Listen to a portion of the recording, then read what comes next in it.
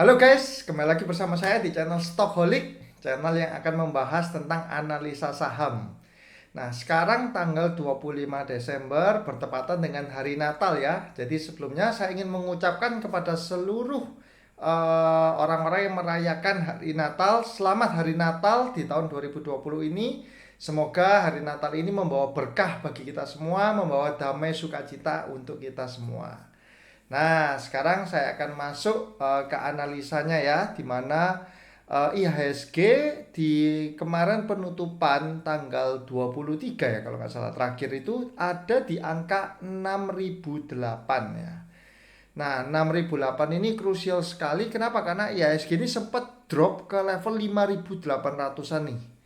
Terus dia akhirnya rebound dan di closing turun sedikit 0,2% di level 6.008.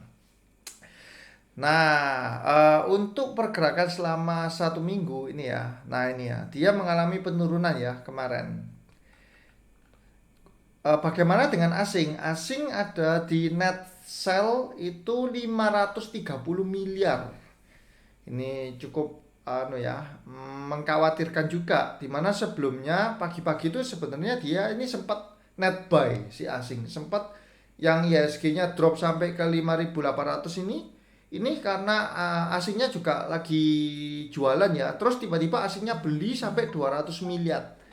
Habis gitu ternyata waktu closing asingnya itu keluar sebanyak 537 miliar ini. Nah, selama 1 minggu kemarin si asing keluar sebanyak berapa nih? 1,8 triliun. Ini angka yang fantastis ya, angka yang besar sekali, di mana jarang sekali lah asing dalam seminggu keluar segini. Untuk 1 bulan asing keluar 4,7 triliun. Nah, cukup worry sekali ya untuk market kita. Cuman IHSG memang masih mampu bertahan di level 6 ribuan ya. Masih mampu bertahan di level 6 ribuan. Dan selama bulan Desember kemarin memang kenaikannya masih masih sekitar 6% lah di bulan Desember kemarin. Nah, terus kita akan menganalisa pertama harga batu bara ya. Harga batu bara sudah memasuki kontrak di Januari ada di level 84. Ini turun 0,4% ya. Kontrak Januari ini lebih tinggi daripada kontrak yang di Desember kemarin. Terus kemudian saya akan melihat dari emas ya. Harga emas ada di level, bentar ya, internetnya masih lemot. Nah ini 1866. Trennya masih dia belum, walaupun ini kan turun 0,68% ya. Cuman dia masih trennya kelihatannya bakal uptrend lagi, mau mencoba menembus di level 1900 ya. Ini kalau saya lihat one day-nya sorry. Marketnya close berarti. Nah, selama 30 hari ini pergerakannya dia masih ada potensi untuk uptrend menjebol di level 1900. Emas untuk short term saya lihat akan ada potensi untuk kenaikan lah. Terus ada berita apa lagi yang menarik di market outlooknya? Yang pertama itu adalah berita tentang restruktur reshuffle ya, reshuffle menteri oleh Jokowi. Nah, coba saya carikan beritanya ini, dimana saya yakin juga teman-teman pasti sudah tahu lah ya. Menteri-menterinya ada Bu Tri Risma Maharani, terus ada Sandiaga Uno yang masuk ke jajaran menteri ya. Nah ini bla bla bla, ada Menteri Kesehatan yang Pak Terawan digantikan dengan Budi Sadikin. Terus ada Menteri Agama juga digantikan. Nah, apa efek dari pergantian menteri ini? Ternyata ada beberapa menteri yang ada menteri yang mempunyai afiliasi dengan beberapa saham. Ini saya listkan ya, ada Tbik, Adro, MDKA, MPMX dan SRTG. Nah, untuk teman-teman yang sudah sering di dunia saham pasti tahu lah, ini grupnya Saratoga lah ya. Ini SRTG punya Saratoga, MPMX juga. Kalau teman-teman lihat di shareholdernya, kepemilikannya adalah Saratoga juga. MDKA kalau kita lihat kepemilikannya juga ada di Saratoga Group. Nah, seperti itu. Ini adalah saham-saham yang ada relevansinya dengan menteri yang baru dipilih. Apakah dengan menteri yang baru dipilih terus sahamnya pasti naik? Ya mungkin belum tentu juga. Cuman kalau kita lihat ya ini sentimennya. Di hari closing terakhir Saratoga mengalami kenaikan 11%. Ini cukup signifikan ya. Naik 11% ini. Terus MPMX 5,6, TBIG 8,8, Adaro cuma sedikit 1,4, MDKA masih turun 2,3%. Nah, dari saham-saham yang ada afiliasi, bukan afiliasi, relevansi dengan menteri yang baru, kira-kira saham apa sih yang menarik? Nah, saya sendiri ada menjatuhkan pilihan kedua saham ya, yaitu TBIG dan Adaro. TBIG menurut saya cukup menarik kalau kita lihat nih dari pertama ya, dia selama 2020 kemarin Q3-nya itu membukukan laba itu lebih bagus daripada 2019 kemarin. Jadi di saat pandemi TBIG ini ternyata laporan keuangannya itu masih profit dan profitnya lebih tebal nih daripada yang kuartal 3 2019 kemarin. Tapi kalau kita lihat secara sahamnya, secara book value-nya, dia ini masih lebih rendah bahkan. Jadi kalau kemarin di 5,94, di 2019 ada di level 6,9, 7, nah secara valuasi book value dia juga lebih murah dibandingkan tahun-tahun sebelumnya. PE ratio pun dia PE ratio nggak terlalu murah ya seperti book value-nya karena dia ada di level 50. Kalau dibandingkan tahun lalu masih murah sekali karena tahun lalu 227, tapi 2 tahun lalu dia lebih bagus, 3 tahun lalu lebih bagus. Jadi secara PE ratio-nya tidak terlalu oke, cuman secara book value-nya dia sahamnya lagi murah lah. Kita bisa bilang seperti itu. Ini saya bukakan ya historisnya price TBIG.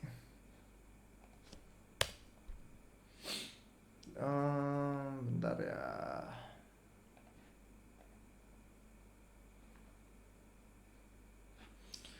2018, 2019. Sebentar ya, ini kok ada yang aneh. Dia kan 1.800, secara book value lebih murah dari yang kemarin.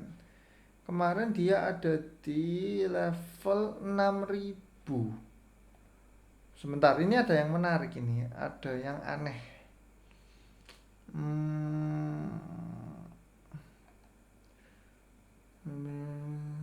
Oh, dia mengadakan. Oh ini ya, ada stock split yang dilakukan oleh saham TBIG ini di tahun 2019 ya, 1:5. Jadi dia ada stock split dari 6.000 ke 1:5, dibagi 5. Gampangnya sih 6.125 dibagi 5. Itu kalau disetarakan dengan harga ini. Berapa sih 6125? 6125 kita bagi 5. Nah, 1225 setaranya. Cuman yang membedakan adalah equity-nya. Equity dari TBIG ini ternyata meningkat drastis ya. Dari 4 triliun menjadi 6,6 triliun. Nah, ini cukup bagus ya, menunjukkan performa yang oke. Ingat, equity bukan aset ya. Nah, kalau kita lihat ya di sini asetnya kan bertambah tapi hutangnya juga bertambah. Cuman secara ekuitas dia equity adalah aset bersih atau kita bisa bilang itu net worth bahasa Inggrisnya ya. Kalau equity-nya setiap tahun bertambah berarti perusahaan ini sangat sehat.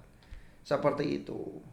Nah, jadi saya melihat potensi TBIG ini ke depan juga cukup bagus dengan sektor infrastruktur pasti akan terdongkrak juga oleh teknologi yang mulai ke arah digital ya. Sekarang kan semua sudah bisnis konvensional kan sudah mau mulai mendiversifikasi bisnisnya ke arah online. Nah, otomatis jaringan-jaringan itu pasti membutuhkan infrastruktur, apalagi ada masuk 5G kan untuk next year. Jadi ini adalah salah satu saham yang menarik. TBIG.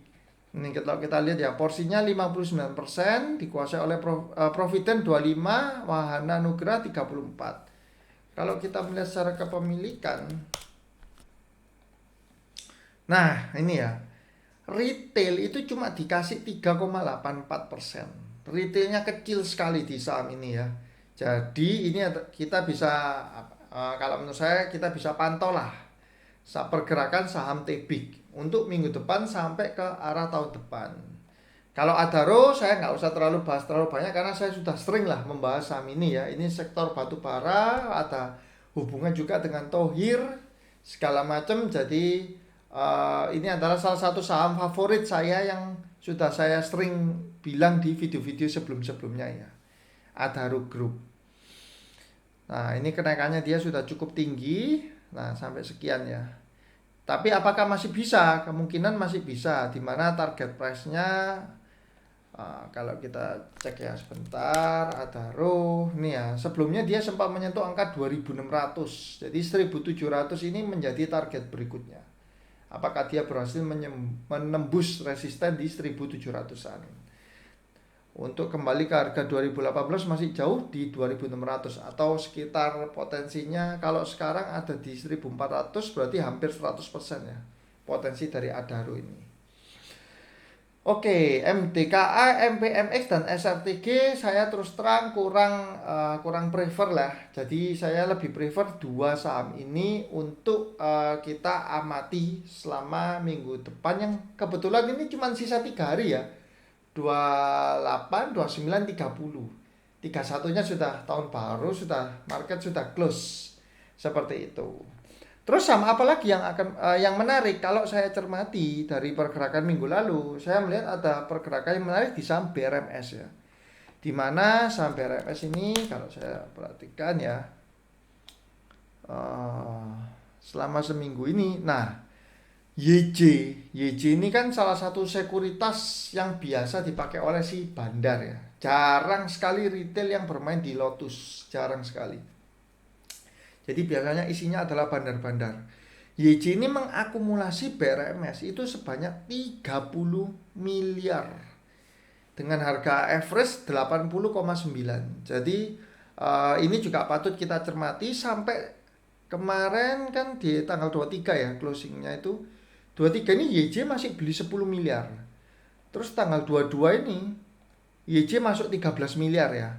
Dan terakhir tanggal 21 si YJ ini ada masuk 7 miliar. Jadi selama seminggu kemarin si Lotus ini ada akumulasi sebanyak 30 miliar atau 3,8 juta lot. Cukup banyak ya di sini, dimana ini satu hari aja cuma 2,6 juta kan bid overnya cuma 1,8, tapi ada akumulasi besar-besaran. Nah ini patut kita cermati ya untuk saham BRMS, apakah akan ada kenaikan di minggu depan ini. Terus biasanya kalau BRMS dan Bumi itu harganya itu akan sejajar ya. Nah kali ini Bumi agak ketinggalan kereta. Jadi teman-teman bisa pantau kalau BRMS-nya itu ikut naik, lah biasanya juga Buminya akan nyekor.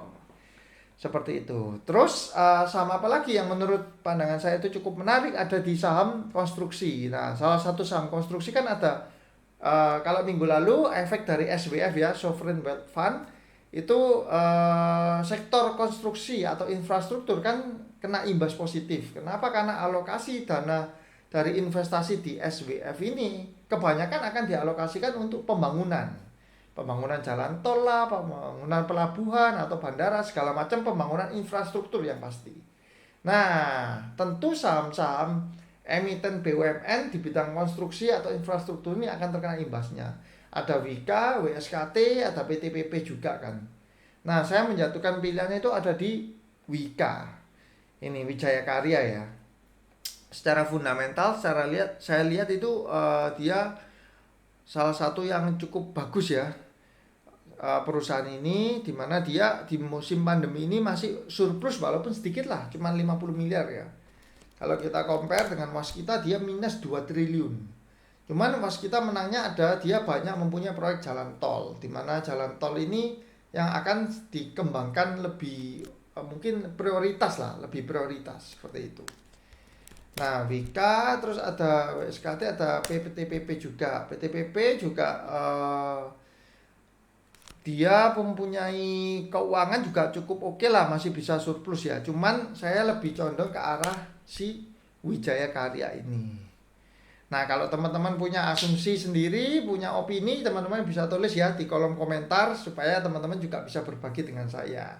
Dan jangan lupa di video ini adalah ada disclaimer on. Jadi segala yang saya sharingkan di sini hanya untuk analisa pribadi saya, jadi bukan ajakan atau rekomendasi membeli atau menjual saham tertentu.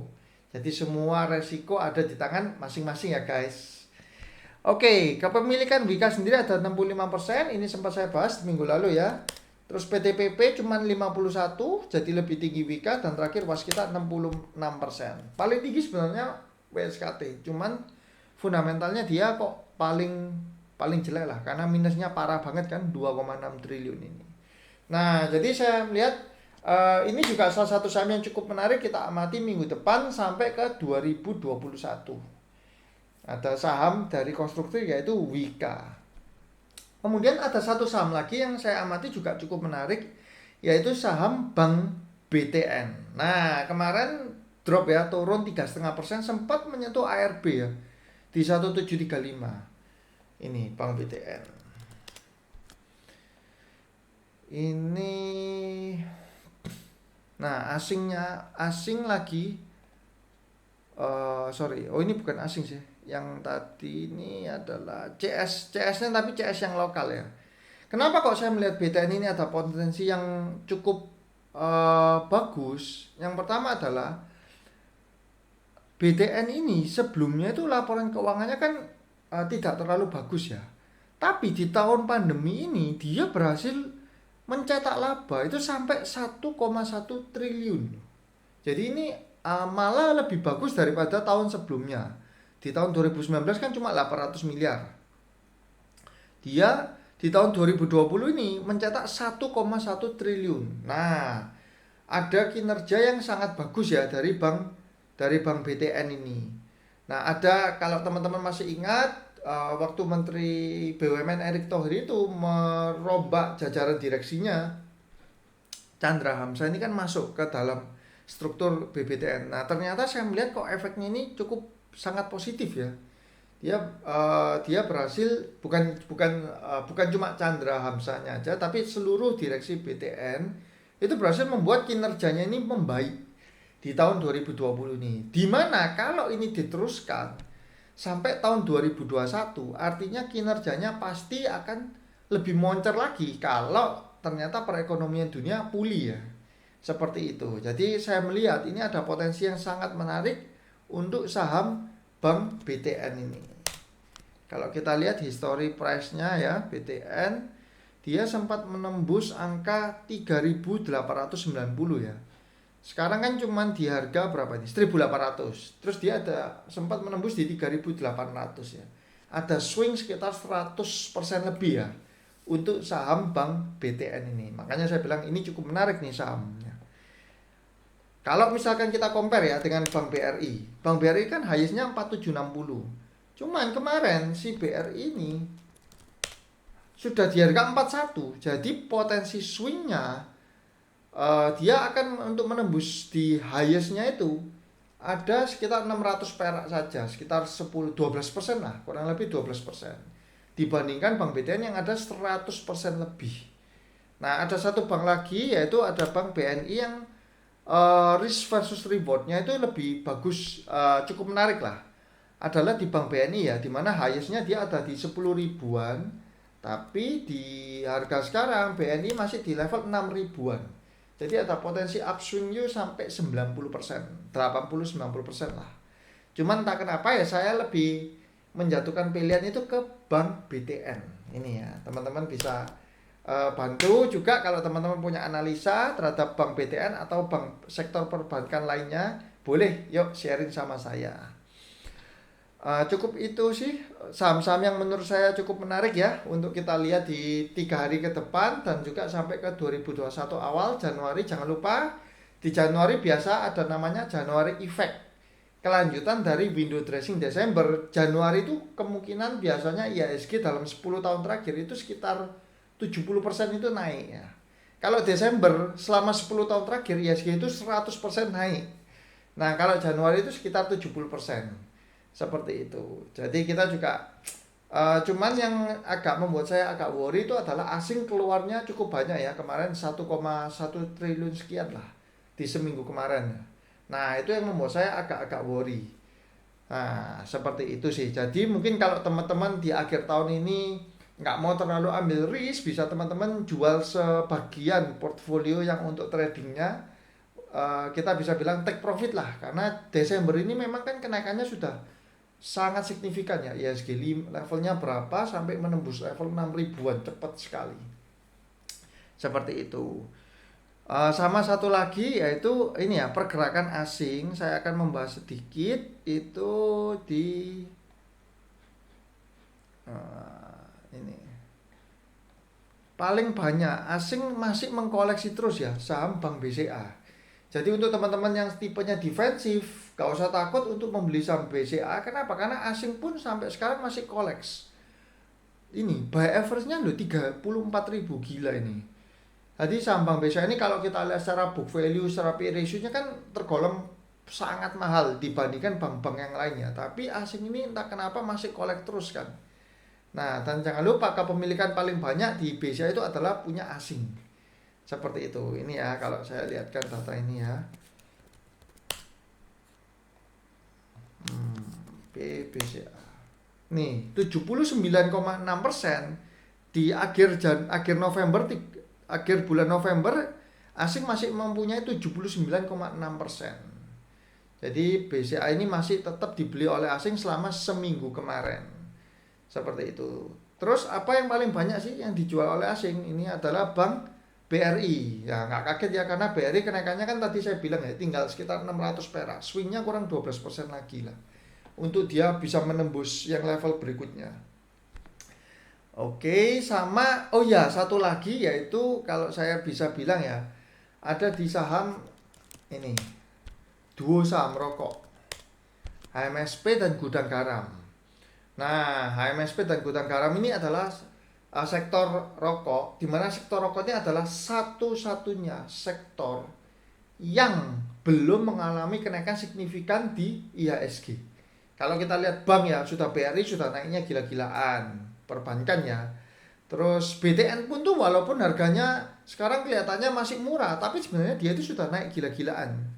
Sudah naik banyak lah. Inilah kalau teman-teman bisa lihat Bank BTN ini nih, dia mengalami kenaikan tuh sudah dari 1.100 jadi 1.800 nih. Jadi dropnya cukup parah. Bahkan Maret kemarin kan sempat di angka 800. Jadi sektor perbankan, apalagi Bank BTN, Bank Mandiri ya. Nah, Bank Mandiri pun sudah swingnya tinggi kan. Seperti itu. Terus kalau kita lihat sektor telekomunikasi, ada Telkom. Nah, Telkom kan juga swing naik ini. Nah, dia ikut rally IHSG. Terus ada sektor apalagi infrastruktur ya. Infrastruktur juga Wika contohnya swing naik. WSKT. Nah, ini juga swing naik lagi. Tapi sektor rokok kayak ini ya, HMSP. Nah, ini dia nggak swing naik nih. Sempat dia swing naik, kena berita Sri Mulyani ngasih cukai rokok 12%, ambrol. Terus dia sampai sekarang itu masih ada di harganya bottom. Nah, kalau kita lihat ini cukup menarik ya, 1400-an ini ada support kuatnya HMSP. Jadi dia ketika menyentuh 1400 dia akan mendal. Menyentuh dia akan coba mendal. Nah, ini jadi teman-teman bisa pantau juga kalau HMSP ada di level 1400 bisa masuk, bisa mulai masuk ya. Sambil kalau teman-teman mau sangat hati-hati itu bisa kita lihat dari histori di HMSP. Ini terendahnya di Maret kemarin ada di level 1085. Jadi level pertama masuk mungkin sekarang saya boleh bilang kita bolehlah masuk 20 atau 30%. Ketika menyentuh level 1400 kita tambahin lagi average kedua 20-30% lagi. Dan terakhir kalau sampai dia mendekati levelnya Maret, wah itu wes bisa ditembakkan semua pelurunya lah.